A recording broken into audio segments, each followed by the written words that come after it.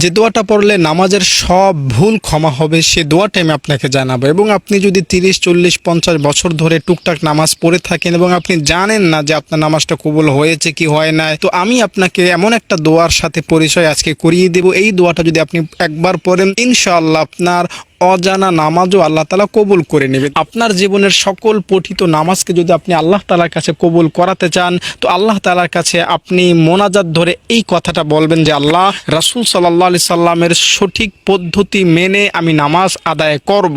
এভাবে যদি আপনি আল্লাহ তাআলাকে কথা দিতে পারেন, তাহলে আপনি অতীত জীবনে যত ভুল করেছেন নামাজে, ইনশাআল্লাহ সেই ভুল করা নামাজও আল্লাহ তাআলা কবুল করে নেবেন। যদিও ইসলামে ভুল নামাজ কবুল হওয়ার কোনো অপশন নাই, কিন্তু রব মহান প্রভু দয়ালু, তিনি কবুল করে নেবেন। দেখুন একটা যুক্তি দেখাই, একজন মুসলিম যে 50 বছর ধরে নামাজ পড়েন না, তাকে আল্লাহ তাআলা ক্ষমা করতে রাজি। আর আপনি 50 বছর নামাজ পড়েছেন কিন্তু ভুল পড়েছেন, তো আপনাকে আল্লাহ তাআলা